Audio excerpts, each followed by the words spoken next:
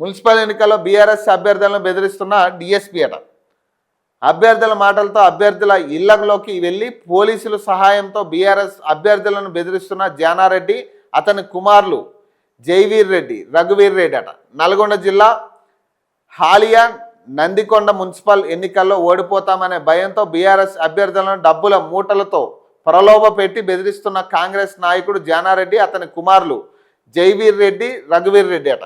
నాగార్జున సాగర్ నియోజకవర్గంలో డ్యూటీ లేకున్నా కాంగ్రెస్ అభ్యర్థి అయిన తన సోదరిని గెలిపించేందుకు అర్ధరాత్రి బీఆర్ఎస్ అభ్యర్థి ఇంటికి వెళ్లి బెదిరింపులకు పాల్పడుతున్న డీఎస్పీ సైదిరెడ్డి అట. అధికార బలంతో పోలీసులను అడ్డుపెట్టుకుని బీఆర్ఎస్ పార్టీ బీఫామ్ ఇచ్చిన అభ్యర్థులపై బెదిరింపులకు పాల్పడుతున్న కాంగ్రెస్ నాయకులట. ఎస్పీ గారికి ఫోన్ చేసి ఫిర్యాదు చేసిన స్థానిక పోలీసులు పట్టించుకోవడం లేదని అసహనం వ్యక్తం చేసిన మాజీ ఎమ్మెల్యే నోముల భగత్ అట. ఇదిగో నా క్యాండిడేట్ కండువా కట్టిన అక్క మీరు ఏమన్నా నామూలుగా చెప్పండి. మీరు ఒకవేళ మీరే మాట్లాడేది నిన్నటి నుంచి కాదబ్బా, నిన్నటి నుంచి డిఎస్పీ సైదరెడ్డి అనే వ్యక్తి ఇక్కడనే ఉండి మా వాళ్ళకి ఫోన్లు చేసి ఒక ఆమె కిడ్నాప్ చేసి ఇక్కడ తీసుకొచ్చి ఉల్టా మా భర్త మీ కిడ్నాప్ చేసి మా మీద కేసులు పెట్టించి నిన్నటి నుంచి నడుస్తుంది. నిన్న రాత్రి 3 గంటలకు కూడా ఆమెతో మీరు కంప్లీట్ గా వీడియో రికార్డింగ్ తీసుకోమని ఏమంటున్నా జరుగుతున్న దాంట్లో పోలీసు వాళ్ళు హెవీగా ఇన్వాల్వ్ అయ్యారు కాబట్టి నాకు కొంచెం నేను యాజ్ ఇన్ఛార్జ్ గా బీఆర్ఎస్ పార్టీ ఇన్ఛార్జ్ గా ఆమె దగ్గర ఉందాం, మీ మధ్యలోనే ఉంటా. నేనే చెప్తున్నా ఎంతసేపు వాళ్ళు పైసలు తీసుకుని వచ్చిన వ్యక్తిని కూడా బైసింగ్ పంపించిన. నేనేమంటున్నా మీరు కూడా మా మీద నమ్మకం లేదు, మీరు ఫోన్ తీసి పక్కన పెట్టండి, పోలీసు వాళ్ళు అక్కడ ఉండండి, రెడీ బిల్లింగ్. సార్ ఇక్కడ ఫోన్లు ఎవరు ఉండకండి.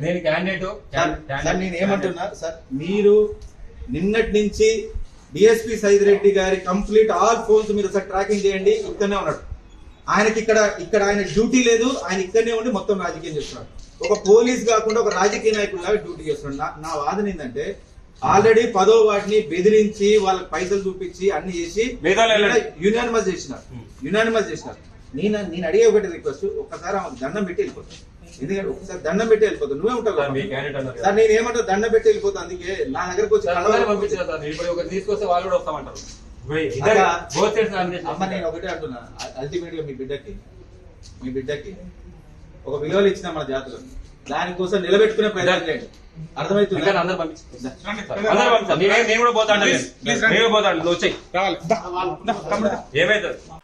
ఇంత ఘోరమైన సిచ్యువేషన్, పైసల మూటలు డైరెక్ట్గా పట్టుకెళ్ళి ఇక కొనే ప్రయత్నం చేయడం అంటే ఎంత ఘోరమైన సిచ్యువేషన్ ఇది. పోలీసులను వెంటబెట్టుకుని మళ్ళీ. అన్న నమస్తే, గుడ్ మార్నింగ్ అన్న. గుడ్ మార్నింగ్ పవన్ భాయ్, హౌ ఆర్ యు? ఫైన్ అన్న. ఒక్క 2 minutes మాట్లాడొచ్చన్నా? యా, లైవ్లో ఉన్నా. ఏం లేదు, ఇది మున్సిపల్ ఎన్నికలది నిన్న ఏందన్న, ఏం ఇష్యూ అనేది? పైసలు బయట పట్టుకెళ్ళి కొంటున్నారా? యా, యాక్చువల్గా ముందు రోజు మొన్న రోజు ఏమైందంటే సాయంత్రము మా ఒక క్యాండిడేట్ ఇట్లా మధ్యాహ్నమే ఇన్ఫర్మేషన్ వచ్చింది, ఇట్లా అమ్ముడు పోతున్నాడు ఒక ఆయన. అంటే అమ్ముడు పోటు వాడు జనరల్ గా దాదాపు ఓడిపోయిన తర్వాత ఉన్నాడు, వాడే ఒక కాంట్రాక్టర్ కదా, ఎట్లా అమ్ముడు పోతాడు అని చెప్తే వాళ్ళ పాప హైదరాబాద్ లో ఉంది, ఆమెను ఇబ్బంది పెడుతురంట. ఆమెకు ఉద్యోగం ఇస్తాము, మీకు 25 లక్షలు ఇస్తాము, కాంట్రాక్ట్ బిల్లులు ఇప్పిస్తాము, విత్డ్రా కావాలని చెప్పేసి బలవంతంగా వాళ్ళ భార్య, అక్కడ మహిళా రిజర్వేషన్ వస్తే వాళ్ళని ఇబ్బంది పెట్టారని తెలిస్తే లాస్ట్ కి ఆయన విత్డ్రా అయినట్టుగా నిన్న ఆయన మాకు ఎర్లీ మార్నింగ్ 6 o'clock ఫోన్ చేసి చెప్పిండు అసలు ఏం జరిగిందని అడిగితే. దాని తర్వాత ఇంకోటి కూడా జరగబోతుందన్న అని చెప్పి ఆయన వాళ్ళే ఇన్ఫర్మేషన్ ఇచ్చారు అనమాట, ఏది ఎవరైతే విత్డ్రా చేసుకున్నాను. ఇక తప్పైంది, ఏం చేయాలో అర్థం కావట్లేదన్న అంటే ఇట్లా పలానా జరగబోతుందని ఇన్ఫర్మేషన్ అన్నాగానే మేము అందరం పోయినాం. పోయేసరికి అక్కడ కారులో, నల్ల కార్లో, అక్కడ సీసీ కెమెరా ఫుటేజ్ కూడా మన దగ్గర ఉంది. వాళ్ళే ఫస్ట్ ఎంటర్ అయినారు నల్ల కారులో, దాంట్లో బ్యాగ్ ఉంది. కాకపోతే నాకు అక్కడ వాతావరణం అనవసరంగా దాన్ని మంచి ప్రశాంతమైన వాతావరణం చెడగొట్టదు. ఎందుకంటే ఒక్కసారి ఇక పైసలు దొరుకుతున్నాయని తెలవగానే అన్ని విధాలుగా మాకున్నటువంటి దాదాపు మేమే అక్కడ 150 మంది ఉన్నాం, వాళ్ళు ఒక 10 మంది ఉన్నారు.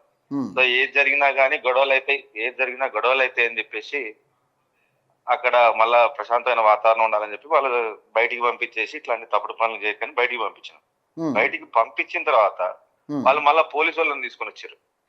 మీకు కొద్దిగానే ఉండాలి, సీసీ కెమెరా ఫుటేజ్ ఉంది, మేము వాళ్ళు పైసల బ్యాగ్ తో వస్తే కనీసం దాన్ని ఇబ్బంది పెట్టకుండా బయటికి పంపిస్తే ఈ రోజు వాళ్ళు చేస్తున్నటువంటి ఇట్లాంటి చిల్లర చర్యకు మీరు వత్తాసు పలకడం మంచిది కాదని చెప్పేసి వాళ్ళకి చెప్పిన తర్వాత లేదు ఆమె కాంగ్రెస్ నుంచి నామినేషన్ వేసింది, బీఆర్ఎస్ నుంచి నామినేషన్ వేసింది, ఇండిపెండెంట్ గా నామినేషన్ వేసిందంటే ఎస్ మేమే చెప్పినాము. వాళ్ళు ఒకవేళ బీఫామ్ ఇస్తా అంటుంటే మీరు వెళ్ళండి, మా కండువా కప్పించుకుంది ముందు రోజు మొన్న మాతో కండువా కప్పించుకొని మేము బీఆర్ఎస్ నుంచి పోటీ చేస్తాను ఆమె వచ్చింది.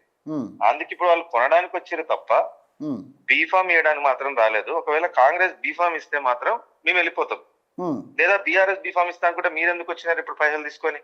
అవును, అసలు ఒకవేళ మీరు బీఫామ్ ఇవ్వాలనుకుంటే పైసలు ఎందుకు, నేను బీఫామ్ తీసుకొచ్చినా మీరు బీఫామ్ తీసి చూపెట్టండి అని నేను అంటే, లేదంటే లేదు నేను అడుగుతా లాస్ట్ కి ఆవని అన్నప్పుడు ఇక పోలీసు వాళ్ళు అందరు వచ్చి అందరు బయట ఉండాలి, నేను పర్సనల్ గా మాట్లాడతా అంటే ముందు రోజు నైట్ నుంచి కూడా ఇదేదో ఇక వాళ్ళు ఒక డిఎస్పీ సైద్ రెడ్డి అని ఒక వ్యక్తి అక్కడ చైర్మన్ క్యాండిడేట్ వాళ్ళ సొంత అన్న, ఆయన వేరే కాడ పోస్టింగ్ ఉన్నా గానీ మా దగ్గరకు వచ్చి కంప్లీట్ గా ఆయనే మొత్తం ఎక్కడెక్కడ మా వాళ్ళు అయితే విత్డ్రా చేపిస్తున్నారో వాళ్ళు ఎమ్మడే తక్షణం బయటికి పంపించేసినాం వెహికల్. అతను కనపట్లే అని చెప్పి వాళ్ళ భార్యను కూడా ఇబ్బంది పెడుతున్నారని తెలిస్తే వాళ్ళ చుట్టాలు ఇంటికి పోతే వాళ్ళ చుట్టాలు మిర్యాలు కూడా మా దగ్గర హాలియా వాళ్ళ మిర్యాలు కూడా అయితే రాత్రి 12 గంటలు ఆ ప్రాంతంలో ఆమె తీసుకొచ్చి పోలీస్ స్టేషన్ లో మా భర్త కనపట్లేడని కంప్లైంట్ ఇప్పించారు బలవంతంగా.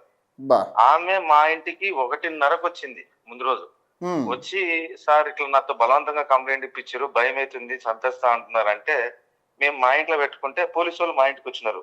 ఏది ముందు రోజు రాత్రి మొన్న అంటే ఎర్లీ మార్నింగ్ 1:30, మొన్నటికి ఎర్లీ మార్నింగ్ 1:30కి వచ్చి ఆ రోజు ఆమె ఎందుకు ఇట్లా చేస్తున్నావు అది అంటే ఆమె వచ్చి స్టేట్మెంట్ ఇచ్చింది, అందుకే వచ్చినాం అని చెప్తే మళ్ళీ ఆమె కిందికి పిలిపించి వీడియో రికార్డ్ స్టేట్మెంట్ ఇప్పించి వాళ్ళని పంపించినాం. మేము బలవంతంగా పెట్టినాం తప్ప ఇష్టపూర్వకంగా పెట్టలేదు, మా ఆయన మంచిగా ఉన్నాడని స్టేట్మెంట్ ఇప్పించి పోలీసు వాళ్ళని పంపించినాం. ఆ రోజు మార్నింగ్ ఈ 10 గంటలకి ఈ ఇష్యూ, 9 గంటలకి ఈ ఇష్యూ, ఏది పైసలు ఇష్యూ. ఈ ఇష్యూలో మళ్ళా కొనకపోతే గట్టిగా మాట్లాడి చెప్పి పోలీసు వాళ్ళకు మీరు ఇట్లా చేయడం తగదు, మేము నమ్మడానికి వీల్లేదు, ఓ పని చేద్దాం పోలీసు వాళ్ళు మేము అందరం గేటు బయట ఉందాము, వాళ్ళు డిసైడ్ అయ్యి రానియండి, వాళ్ళు బీఆర్ఎస్ అంటే బీఆర్ఎస్, కాంగ్రెస్ అంటే కాంగ్రెస్ అని చెప్పినాం. వాళ్ళు యథావిధిగా వాళ్ళు బీఆర్ఎస్ అని చెప్తారు, ఒత్తిడి లేకపోతే అని మాకు తెలుసు కాబట్టి మేము బయట ఉన్న క్రమంలో బయటకు వచ్చేసి మేము మీతోనే ఉంటాము, వాళ్ళు మనల్ని భయపెట్టదని చెప్పేసి మాతో వచ్చేయడం జరిగింది. ఇది జరిగింది. కానీ అంటే ఒకటన్నా ఇప్పుడు ఇంత పైసలు ఓపెన్గా పట్టుకుని వెళ్ళి ఒక డిఎస్పీ ఇప్పుడు దీనికి సహకరించడం అంటే మీరేం చెప్తారు దీనికి? అంటే ఇప్పుడు ఇదే ఎన్నికల స్ట్రాటజీయా? అసలు మొన్న సర్పంచ్ ఎలక్షన్స్ కూడా చూసుకుంటే ఎన్నడూ చూడని పైసలు ఒక సర్పంచ్ పైసలకి ప్రభుత్వం దగ్గర నుంచి వచ్చినాయని మాకు ఇన్ఫర్మేషన్. ఎందుకంటే ప్రతి గ్రామానికి దాదాపు 10 కోట్లు, ప్రతి నియోజకవర్గానికి 10 కోట్లు ఇచ్చి ఒక్కొక్క గ్రామానికి 5 లక్షలు, 10 లక్షలు, 15 లక్షలు, కొన్ని ఊర్లో అయితే దాదాపు ఓటుకు 10,000 ఇచ్చినారు సర్పంచ్ ఎలక్షన్ కాంగ్రెస్ వాళ్ళు. మాకు అర్థం కాదు ఏంది, అయినా వాళ్ళు 10,000, 5,000 వంచినా గానీ మేము 1000 ఇక్కడ సైడు ఎంత నిజాయితీగా మా వాళ్ళు చేసుకోవడమైనా కానీ మాకే ఒకటి వేయడం జరిగింది. సో ఈ ఎలక్షన్లు కూడా అట్నే జరుగుతాయన్న ఆలోచన మాకున్నా గానీ మనం జనాలలో వాళ్ళు ఎన్ని పైసలు ఇచ్చినా గానీ కాంగ్రెస్ ప్రభుత్వం అనేది ఇప్పుడు ఒక మహిళకు 2,500 చొప్పున చూస్తే ఒక 22 నెలలకు దాదాపు 55,000 బాకీ ఉంది. వాళ్ళు ఓటుకి 10,000 ఎందుకు ఇవ్వాలి? ఇస్తే నీ 55,000 ఇవ్వమని అని చెప్పండి అక్క, అప్పుడే వాళ్ళకి ఓటేయండి, లేకపోతే మాత్రం కేసీఆర్ గారికి ఓటేయండి అని చెప్దామని, అంతే నిజాయితీగా తిరుగుదా అని చెప్పేసి మేము నామినేషన్లు వేస్తేనే భయపడుతున్నారు. మరి మీ దగ్గర పైసలు ఉన్నాయి కదా, ఇంకేదో భయపడ్డాము. కానీ అంటే ఏకగ్రీవాలు ఇప్పుడు ఇంకోటి అన్న, ఇప్పుడు ఏకగ్రీవాల్ అనే పేరు మీద దాదాపు బీఆర్ఎస్ నుంచి నామినేషన్ వేసిన వికారాబాద్ లో కూడా అదే జరుగుతుంది కదా, నామినేషన్ వేసిన వాళ్ళని కూడా ప్రతి చోట ఇదే వికృత రాజకీయాలు. ఏముంది ఒక కౌన్సిలర్ పదవికి వాళ్ళు చేస్తున్నటువంటి ఇట్లాంటి చిల్లర రాజకీయాలు జనాలు చూస్తున్నారు. నిన్న వాళ్ళు చేసినటువంటి పనికి హాలియాలో మొత్తం కూడా ఖచ్చితంగా కదలికి వచ్చింది. పెద్ద ఎత్తున 2 మున్సిపాలిటీలలో ఈసారి ఎన్ని పైసలు ఇచ్చినా గానీ ఖచ్చితంగా కేసీఆర్ వైపు నిల్చుందాం అని చెప్పి కసి వచ్చింది. వాళ్ళు ఇది చేసినా గానీ ఈరోజు 2 మున్సిపాలిటీలు ఓడిపోతున్నారు మాత్రం తెలియజేస్తున్నాం. రైట్ అన్న, థ్యాంక్ యూ అన్న, థ్యాంక్ యూ. సో ఇది బీఆర్ఎస్ పార్టీ మాజీ ఎమ్మెల్యే అయిన నోముల భగత్ నిన్న జరిగిన ఇన్సిడెంట్ పోయి కొనే ప్రయత్నం చేస్తూ ఉన్నారు. ఇక మరి ఇది ఎన్నికల స్ట్రాటజీ అనేది ఎట్లా అనాలి దీన్ని? ఇప్పుడు ఈయన ఇక్కడ చెప్తుండు కదా, ఇక సీఎం రేవంత్ రెడ్డి మంత్రులకు ఎలక్షన్ స్ట్రాటజీపై దిశానిర్దేశం చేసిండు. ఇక అంతే ఖతం. ఇక ఈ ఎలక్షన్ స్ట్రాటజీ అమల్లోకి వచ్చింది. ఇక ఎక్కడికక్కడ కొనుడు, లేదా బీఆర్ఎస్ పార్టీ బీఫామ్ తీసుకుని ఏకగ్రీవమైన వ్యక్తుల్ని లాక్కునుడు, ఇక సొంత పార్టీ కోసం కష్టపడిన వ్యక్తులనేమో పక్కన పెట్టుడు, ఇక బీఆర్ఎస్ నుంచి వలసలు వచ్చిన వాళ్ళకేమో ముందస్తు వాళ్ళకి బీఫామ్లు ఇచ్చి వాళ్ళని గెలిపించే ప్రయత్నం చేస్తూ ఉన్నారు. మరి ఏం స్ట్రాటజీ ఇది? ఏం ఎన్నికల స్ట్రాటజీ? ఎవరు చెప్పారు ఈ స్ట్రాటజీ అంతా మీకు? ఇప్పుడు ఆల్రెడీ ఇక్కడ ఉప ఎన్నికల్లో కూడా అదే పంచాయతీ చేసిరు మీరు. వాస్తవంగా ఇక్కడ ఏదో ఇప్పుడు ఎంతో కొంత ఇక్కడ గ్యాంబ్లింగ్ జరిగిందనేది వాస్తవం జూబ్లీహిల్స్లో. ఇప్పుడు తర్వాత స్థానిక సంస్థ ఎన్నికల్లో కూడా ఇదే పంచాయతీ నెలకొంది. మరి ఇట్లాంటి సిచ్యువేషన్స్ ఎందుకు ఈ పనికిమాలిన రాజకీయం చేయడం? నేరుగా ప్రజాక్షేత్రంలో కొట్లాడే ప్రయత్నం దమ్ముండాలి మనకి. ఫస్ట్ ఏ పార్టీకైనా, ఇక బీజేపీ నుంచి కూడా ఇక ఘోరమైన సిచ్యువేషన్స్ ఎదుర్కొంటా ఉన్నారు. బీజేపీ నుంచి కూడా దమ్ము ఉండాలి. ఇక బీజేపీ నుంచి ఈ అన్ని పార్టీలు కూడా ఇంతే ఘోరంగా ఉన్నాయి సిచ్యువేషన్. ప్రజలకి ఎన్నుకునే హక్కు ఉంది. మనం ఓటు అనే ఒక హక్కు వాళ్ళకి కల్పించినప్పుడు వాళ్ళ ఓటు ఎవటి వేస్తారనేది వాళ్ళకి అవకాశం ఇవ్వాలి.